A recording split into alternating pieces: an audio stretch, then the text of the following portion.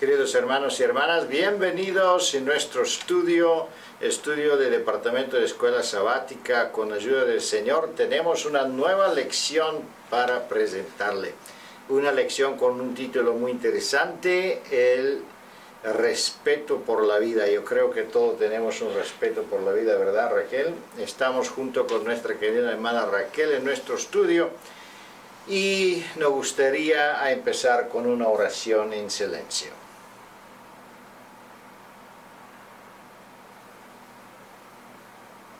Amén.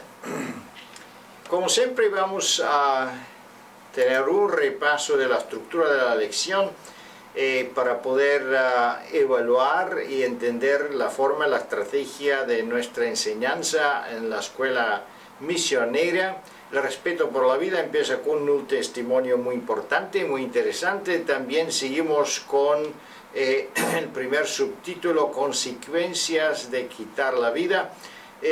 Bueno, vamos a ver que en esa lección prácticamente cada pregunta tiene también un subtítulo, que significa que ese es un tema muy grande, muy profunda y se puede extender demasiado si nosotros permitimos eso en nuestras clases, pero con ayuda de Dios debemos mantenernos en lo más importante. La introducción es también cronológicamente, así como fue la lección pasada. También aquí vamos a ver que empezamos con el Antiguo Testamento, desde Adán y los primeros habitantes de la tierra, y seguimos adelante con la ley mosaica, la vida humana y su preservación. Vamos a ver cómo Dios prácticamente explicó con más detalles ese mandamiento, y vamos a seguir adelante con la pregunta número 3, que toca entonces el Nuevo Testamento y más específico la enseñanza de nuestro Señor Jesucristo, el profundo significado espiritual del sexto mandamiento. Y aquí, bueno, dependiendo de nuestra pública y de la importancia que nosotros estimamos que nuestros ayunos tiene, podemos dedicar más tiempo aquí, en ese punto central de la lección, donde se habla de entendimiento espiritual de la ley. O podemos seguir adelante y poner énfasis a otras preguntas que son también importantes y que siguen nuestra lección. La no resistencia o no resistencia cristiana. Vamos a ver cómo interpretamos este cambio o cómo explicamos este cambio que en el Antiguo Testamento se decía, bueno, ojo por ojo, diente por diente, y también se participaba en la guerra. Pero en el Nuevo Testamento Jesús introduce ese concepto diferente, ese concepto nuevo, y cómo lo entendemos y cómo podemos explicarlo es muy importante esta parte de la lección también. Después viene una otra parte interesante, la ley de la recompensa. Vamos a ver cómo tratamos el asunto de la injusticia y qué tipo de, qué posición podemos tener nosotros en esa situación. El número 6 también, consecuencias para todo aquel que toma la espada. Bueno, seguimos con la enseñanza de Jesús, pero en diferentes momentos. Aquí estamos confrontando el asunto de la defensa propia. Podemos usar armas en defensa propia, podemos usar violencia en defensa propia, en qué momento, qué situación. Bueno, es muy interesante esta lección y puede ser muy extensa. Y claro, venimos en el último punto, en el cierre de la lección, hijos del Padre Celestial, y vamos a ver qué espera de nosotros nuestro Padre Celestial, cómo podemos interpretar también la ley del amor en ese sentido, y que Dios es amor. Seguimos con ayuda de Dios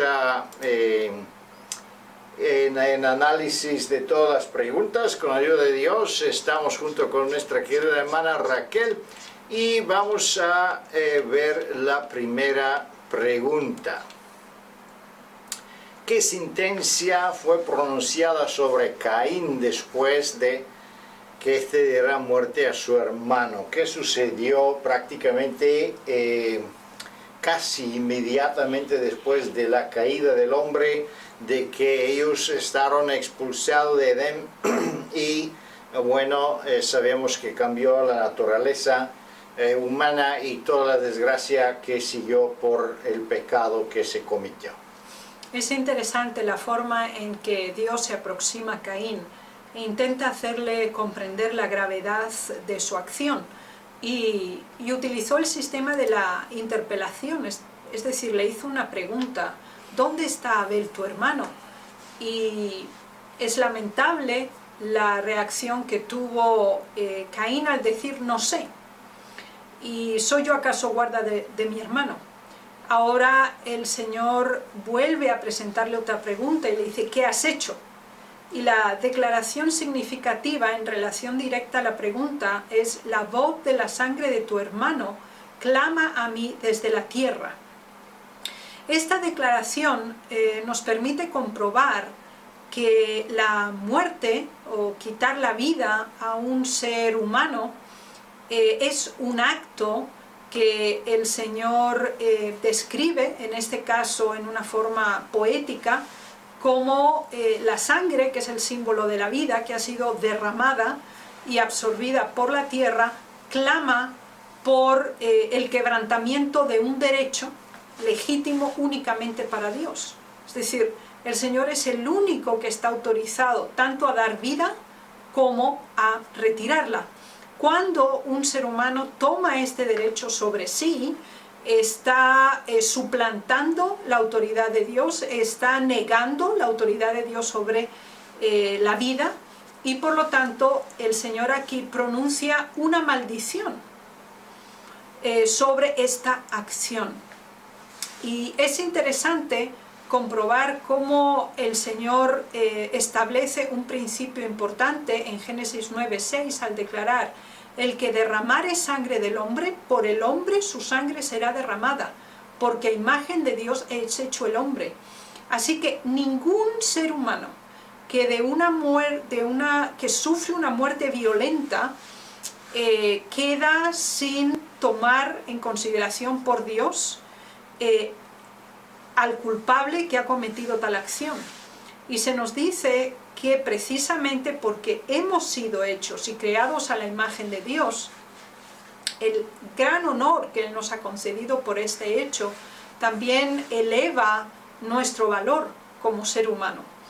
Y por lo tanto el Señor no considera inocente bajo ninguna circunstancia cualquier sangre derramada.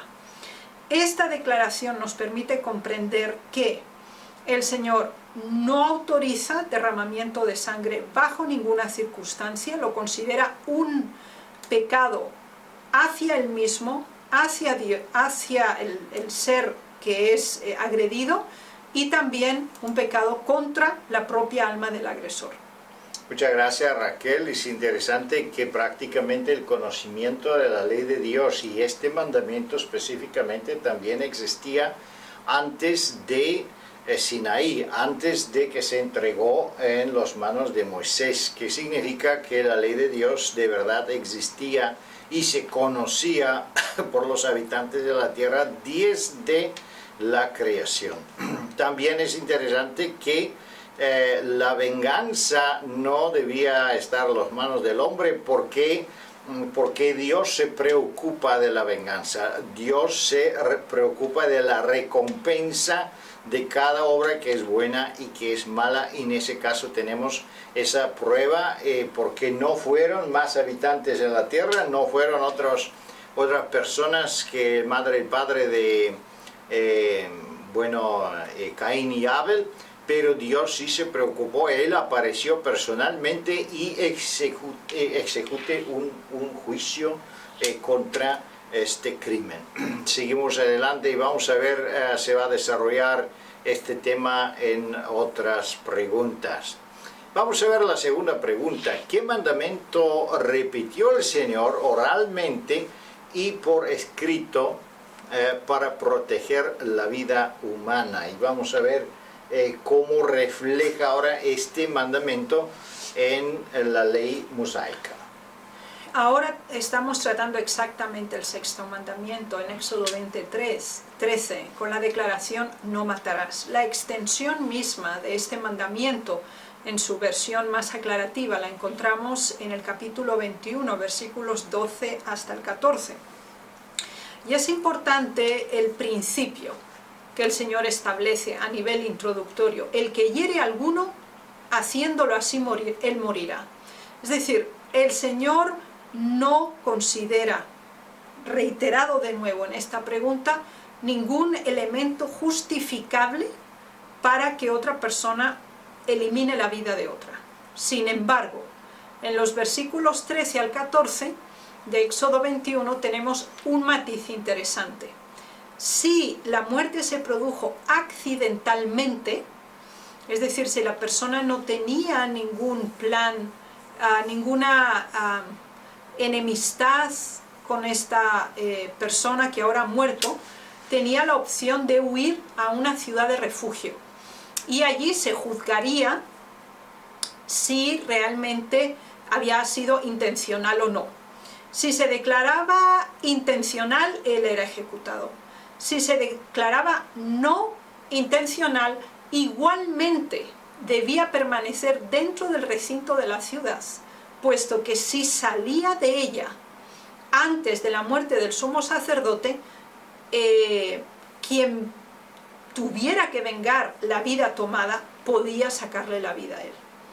Y el segundo elemento es cuando sí es un crimen con alevosía, con plan, inmediatamente obviamente la ejecución se procedía, siempre había previo juicio obviamente. Así que el principio de no matarás, inclusive cuando es involuntario, tiene que pasar por un proceso de juicio e investigación y también con una limitación de libertad, y por esa razón debía quedar dentro de la ciudad de refugio hasta la muerte del sumo sacerdote.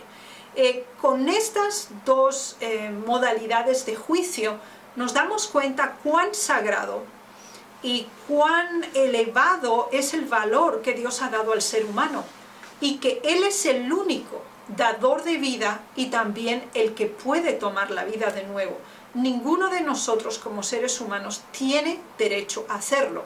Sin embargo, no se trata solo de la supresión instantánea de la vida, el contenido de este mandamiento. Aquí se habla de todo acto de injusticia que abrevia la vida, es decir, maltratar física, emocional o psicológicamente a una persona es una reducción sistemática de su existencia. El hecho de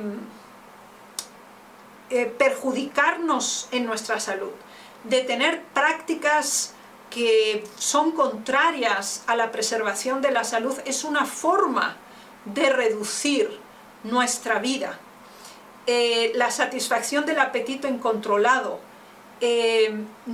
trabajar también de una forma descontrolada, todos estos elementos en mayor o menor grado son violaciones del sexto mandamiento, así que es muy extenso y profundo el contenido de este mandamiento. Muchas gracias, Raquel. Es interesante, en el primer testimonio tenemos claramente la forma extensa en que ese mandamiento está cubriendo prácticamente nuestros hábitos y todo que está relacionado con nuestra vida. Todavía estamos en el Antiguo Testamento. La ley mosaica obviamente juzga y condena solo los actos externos. Sin embargo, en esos actos externos está incluido todo tipo de actos, todo tipo de comportamiento y de hábitos que están dañinos para nuestra vida, que está prácticamente incluido todo tipo de consumación de drogas, también satisfacer el apetito de una forma pervertida y innecesaria, también labor excesiva de tener que está prejudiciando la salud, todas esas cosas y mucho más, no podemos hacer la lista de todos esos hábitos que puede perjudicar la salud, están prácticamente una transgresión directa de este mandamiento. Pero vamos a ver más adelante en la pregunta número 3 que en la enseñanza de Jesús tenemos hasta más profundo y más extenso entonces la interpretación de esta ley espiritualmente. Y así aquí está la pregunta: ¿cómo defendió Jesús la validez del sexto mandamiento? Es interesante comprobar que en el cuestionamiento que se le hizo al Señor Jesús en Mateo 19, ¿qué sería necesario para obtener la vida eterna? La respuesta es: guarda los mandamientos. Y entre uno de ellos, de la segunda tabla, se menciona no matarás. Y esta declaración es significativa porque en su versión extensa, en el capítulo 5, versículo 21 y 22 de Mateo, no limita al acto material limitativo de la eliminación de la vida de otro ser humano, sino que va más allá. Se dice que aquel que se enoja contra su hermano y lo insulta o lo ofende al decirle necio o al decirle fatuo, es declarado culpable. Por lo tanto, aquí se nos habla que el asesinato primero es un acto mental, es decir, se da lugar y se alimentan pensamientos de venganza, de odio, de envidia hacia el otro individuo. Si no se ejecuta, no significa que no se desee, porque quizás las circunstancias o inclusive el temor de las consecuencias impide que se lleve a un acto fáctico. Sin embargo, mentalmente el deseo y la ejecución se ha dado. Y algo muy significativo de la segunda línea de la nota es: malicia y venganza que se deleita en hechos de violencia es en sí mismo un asesinato. Y fíjense qué interesante, porque por los videojuegos infantiles, la mayoría de ellos se dedican a la violencia. Y se nos dice en esta nota que deleitarse en estos hechos de violencia, como en películas que son de matar personas, de extrema violencia, es participar en un asesinato. Nosotros sabemos que es ficticio, que no es real, pero deleitarse en la observancia de estas escenas nos hace copartícipes de este proceso. Y almacenar en nuestra mente este tipo de imágenes tiene una influencia directa sobre nuestro comportamiento. También el enojo y la ira desmesuradas pueden promover un acto criminal, quizá no ejecutable en la dimensión de eliminar la vida de alguien, pero sí de un nivel de odio exacerbado. Muchas gracias, Raquel. Es interesante aquí el segundo testimonio. Dice: espíritu de odio y de venganza tuvo origen en Satanás y lo llevó a dar muerte al Hijo de Dios. Podemos concluir que Satanás personalmente no lo hizo, pero que él hizo una manipulación. Él inspiró otros para que lo hacen. Entonces, eso significa que si alguien inspira, si alguien manipula la mente de otros para que ellos hacen, obras negativas, obras de odio, de venganza, y todo negativo que no podemos imaginar, ellos van a compartir también las consecuencias en el juicio de Dios. Entendemos qué extensa prácticamente es la posibilidad de Dios de evaluar los hechos, de evaluar las obras, de evaluar los motivos y también cada cosa de su origen hasta sus consecuencias. Seguimos adelante y vamos a ver prácticamente en la pregunta número 4, en armonía con sus enseñanzas anteriores, ¿qué dijo el Señor acerca del sistema de ojo por ojo y diente por diente? Vamos a ver cómo podemos explicar, Raquel, las guerras del Antiguo Testamento, la forma como el Antiguo Testamento se permitía la venganza, se permitía prácticamente la condena de muerte, y muy a menudamente, prácticamente, entendemos que los primeros que transgredieron también el sábado fueron ejecutados, apedreados, y esa interveniencia de Jesús prácticamente perturbó hasta los judíos, los fariseos, porque ellos en varias ocasiones querían tentar a Jesús para que Él permite exactamente una ejecución permitida en el Antiguo Testamento, y observaban cómo Jesús reaccionaba, y sabemos que Jesús nunca aprobó ese tipo de castigo. ¿Cómo lo podemos explicar, Raquel?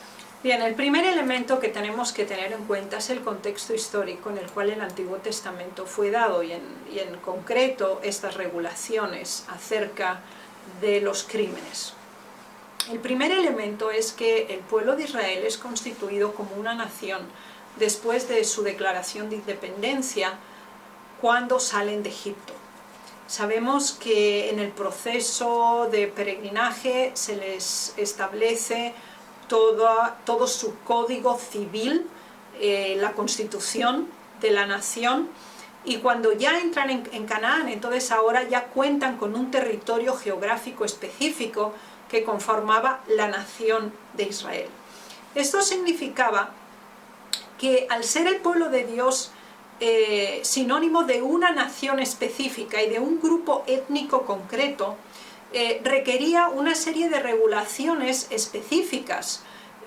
Ellos tenían fronteras, tenían un ejército, tenían guerras de conquista, tenían guerras de defensa, tenían elementos de protección de su territorio nacional, y implicaba toda una estructura política y social relacionada con una nación.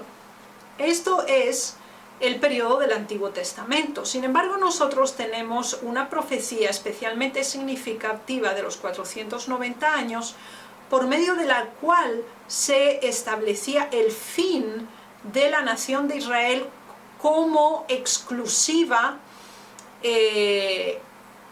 para ser la iglesia o el pueblo de Dios. Ahora, con la nueva dispensación en el Nuevo Testamento y la cesación de la exclusividad de la pertenencia al pueblo de Dios relacionado única y exclusivamente con una nación o un grupo étnico específico, entramos en una dimensión de gran extensión plural y aplicable a todas las naciones, tribus y lenguas del planeta.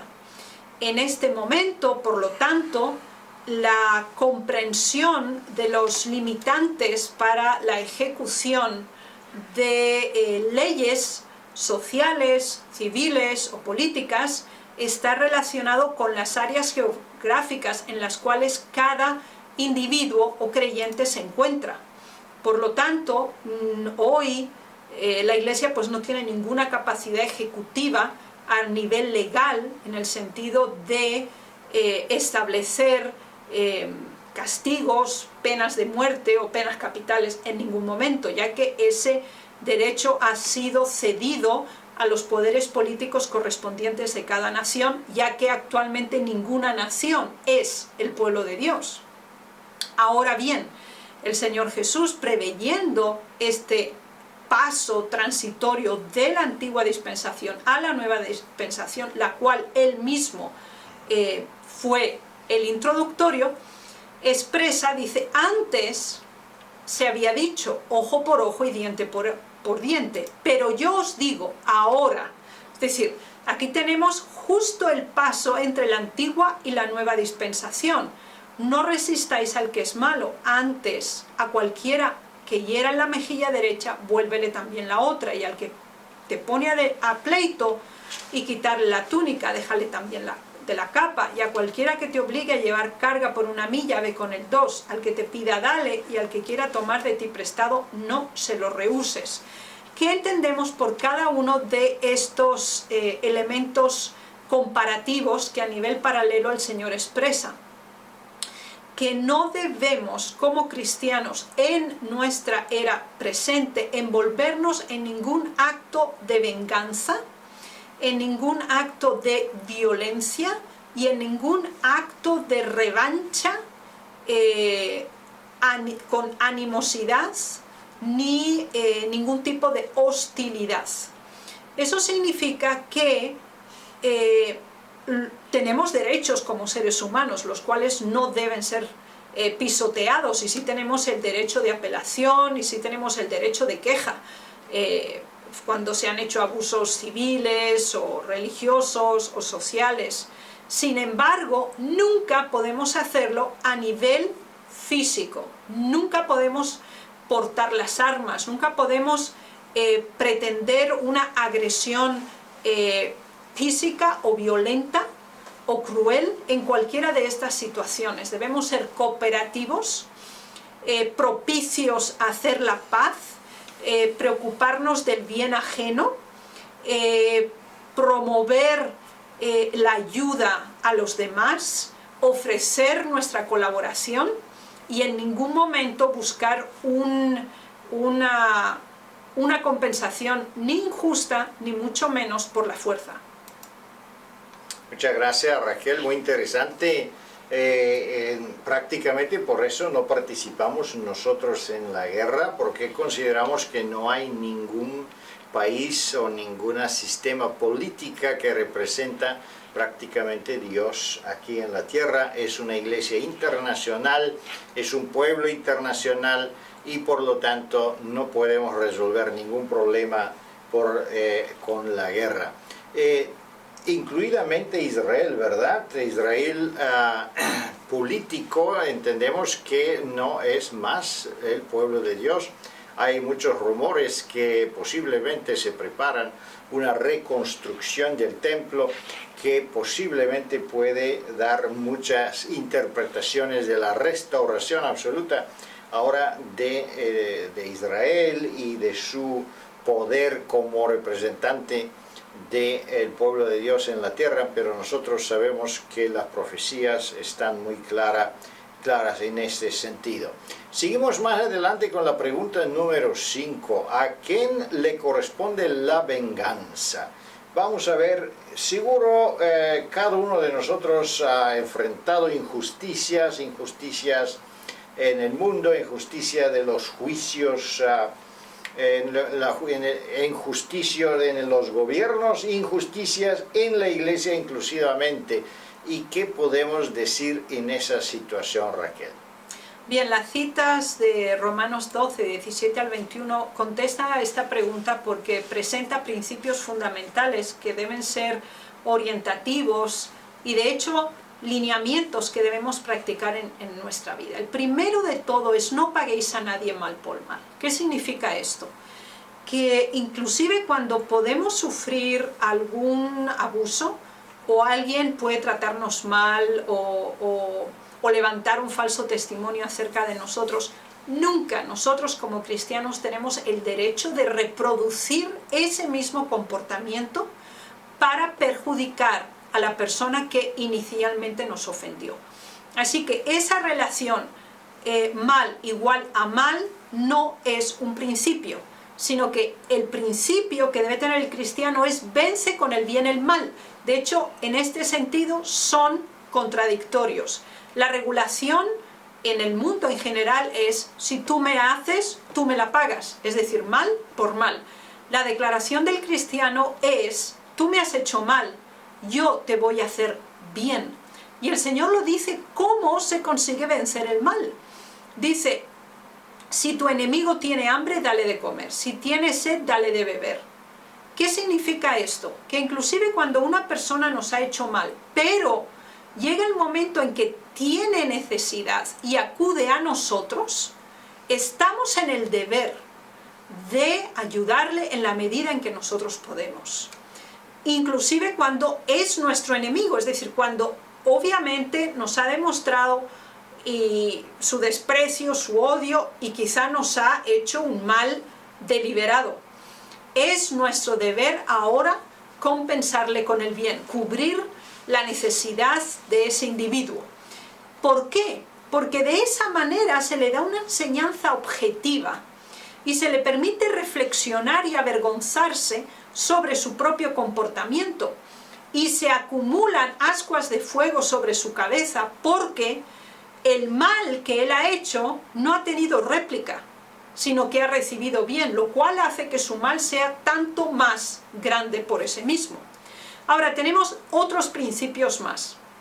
Otro tercer principio importante es que debemos tener una actitud de pacifismo, debemos tener una actitud de paz siempre que esto sea posible. Es decir,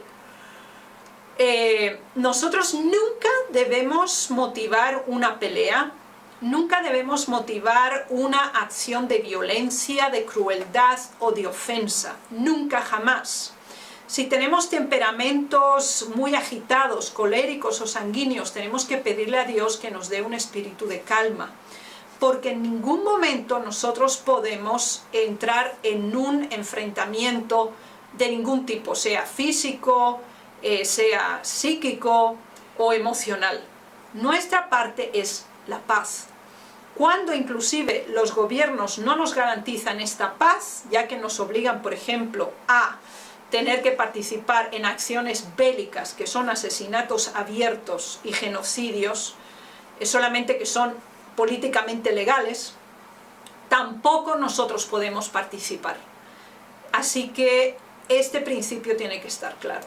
El cuarto principio que tenemos aquí es no a la venganza.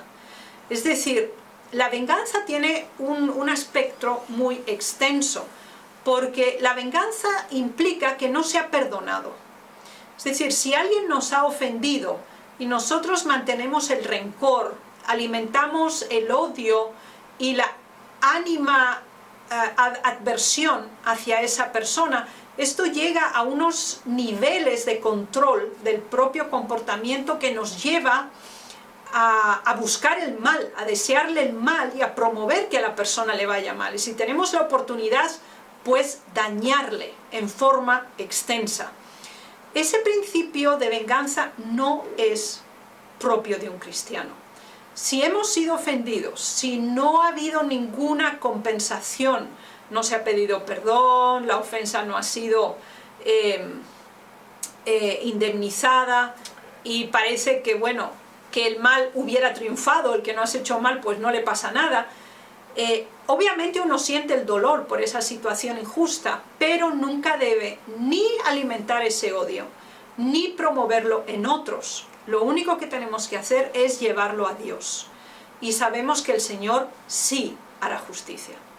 Muchas gracias, Raquel. Muy interesante es esa pregunta y prácticamente abarca una gran parte de nuestra vida diaria, porque estamos siempre en conflictos pequeños o grandes, sentimos injusticia, cómo nos han tratado, cómo nos han respondido en el trabajo, en diferentes momentos de nuestra vida, y debemos tener el Espíritu de Cristo. Dice aquí el discurso maestro de Jesucristo, página 73. El que está lleno de Espíritu de Cristo morará en Cristo.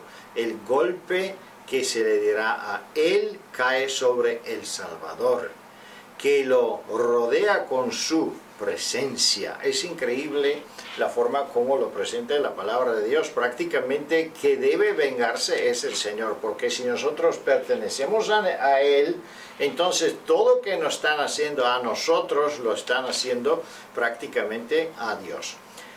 En lo mismo tiempo debemos entender que Jesús, cuando entró en el templo y vi que, bueno, se vendían cosas, cambiaban dinero y todo, él no reaccionó pacíficamente, pero limpió el templo. que significa que si nuestra iglesia está en peligro, entonces nosotros debemos defenderla, no y una forma de violencia con las armas de la justicia y de Cristo, pero si viene otra iglesia a quitarnos miembros, no podemos decir, bueno, tómate más, entonces 2 y 3 más, o si alguien quiere quitarnos propiedades, podemos decir, bueno, te vamos a regalar una otra más. No, esto es un otro asunto que está bien reflejado también en la Biblia. Bueno, nosotros debemos ser guardias de la propiedad de Dios, y entonces si nosotros no vigilamos suficientemente, Dios nos hace culpable. Y bueno, hay varias expresiones muy fuertes de la palabra de los profetas, diciendo, bueno, llamando a esa gente perros mudos y todo eso, que alguien que no ladra, no advierte, no protege la propiedad de Dios. Pero cuando se trata de mi propiedad personal y le toca el sentido egoístico, entonces sí, aquí estamos en Mateo capítulo 5, donde debemos dar más de que nos están exigiendo. Seguimos adelante en la pregunta número 6.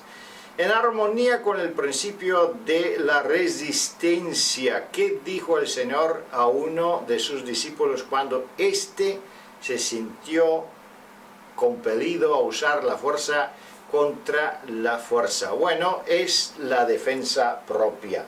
En ese caso, el apóstol Pedro no se defendía a él mismo, pero quería defender al Maestro, quería defender a Jesús. Imagínense, mucho más justificable, vamos a decir, su comportamiento, su forma de ser en esa situación tan especial. Pero, sin embargo, ¿qué responde Jesús? Bien, la reacción de Jesús fue significativa. Consideremos que Él estaba en las últimas horas antes de su crucifixión.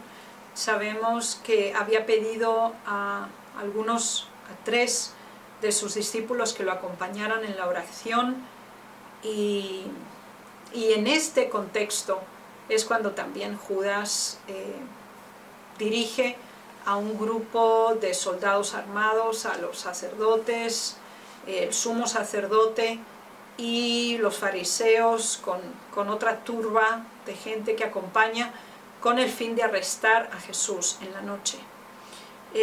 Ante esa situación, y habiendo Jesús cedido sus manos para que lo apresaran, Pedro se indignó con tal desmedida que impulsamente sacó su espada y, tratando de defender a Jesús, cortó la oreja del siervo del sumo sacerdote.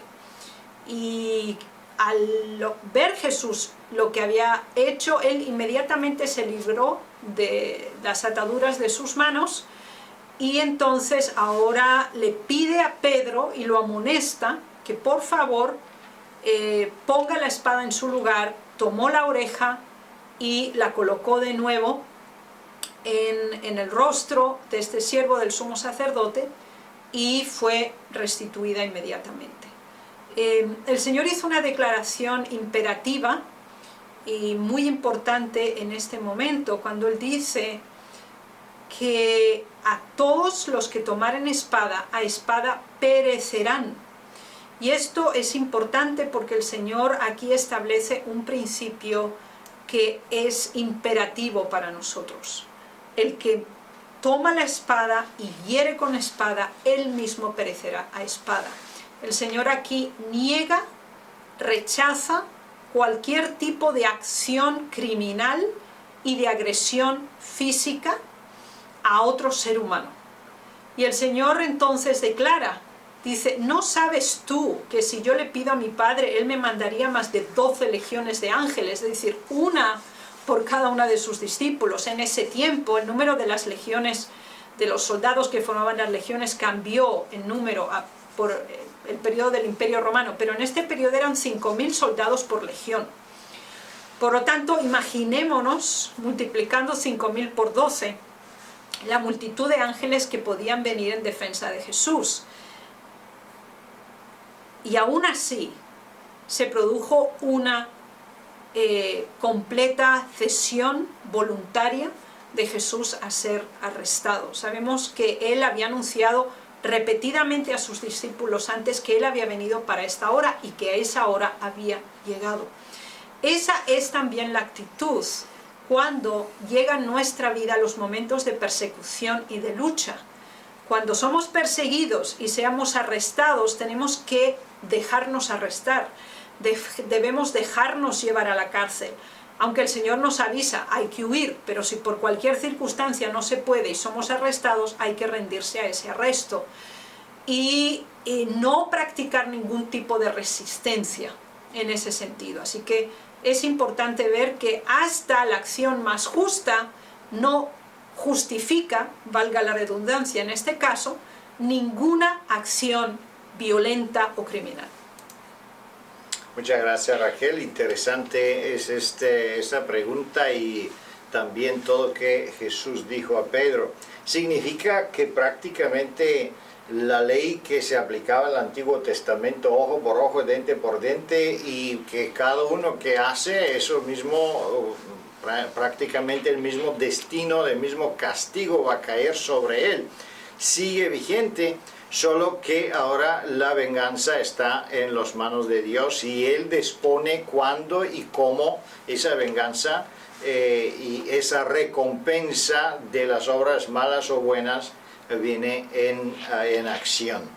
Pero es interesante que exactamente relacionado con el sexto mandamiento, no matarás, prácticamente, o no responder al malo con malo, pero con bueno, prácticamente fue la demostración más grande de Jesús de su santificación o de su carácter divino y del amor divino, y eso lo vamos a ver en la pregunta número 7, ¿cómo debemos tratar a nuestros enemigos? ¿Cómo trató Jesús sus enemigos cuando Él fue crucificado y una muerte tan penosa, tan dolorosa, injustamente? Yo no creo que ninguno de nosotros ha sufrido una injusticia más grande que la injusticia que sufrió Jesús, imaginándose todas las desgracias, toda la persecución y dolor que se aplicó a este Hijo del Hombre y Hijo de Dios. Sin embargo, Él mantuvo su santidad, mantuvo su justicia. ¿Y cómo reaccionó Él? ¿Cómo trató sus enemigos Jesús? Es interesante, en Mateo 5, Él de nuevo expresa el antes y el presente. Y dice, oísteis que fue dicho, amarás a tu prójimo y aborrecerás a tu enemigo. Eso es antigua dispensación. Ahora el Señor Jesús nos dice, pero yo os digo, amad a vuestros enemigos, bendecid a los que os maldicen, haced bien a los que aborrecen y orad por los que os ultrajan y os persiguen. Aquí encontramos la gradación de distinto tipo de animosidad. Se nos habla de enemigos, se nos habla de los que nos aborrecen, de los que nos ofenden y de los que nos persiguen. Y veamos cómo el Señor establece lo que otros son y lo que nosotros debemos ser. Porque la reacción humana generalmente es ser o tratar como lo tratan a uno. Ese no es un principio divino. Es todo lo contrario.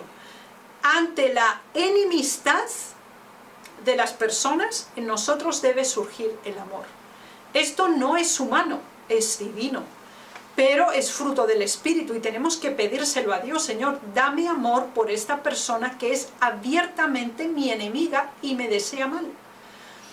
Los que nos maldicen, los que hablan mal de nosotros, los que nos ofenden con gran perversidad, nosotros no podemos contestar oralmente de la misma manera, debemos pronunciar bendiciones. Fijémonos que el primer elemento, amad a vuestros enemigos, estamos hablando de un nivel emocional. Bendecid a los que os maldicen, estamos hablando de un nivel verbal. Y ahora dice, haced bien a los que os aborrecen. Ahora vamos al aspecto material de la acción. Es decir, personas que sabemos que no solamente son nuestros enemigos, no solamente nos maldicen, sino que además tienen un aborrecimiento que supera los límites de la envidia y del odio. O sea, que está prácticamente al borde del acto criminal.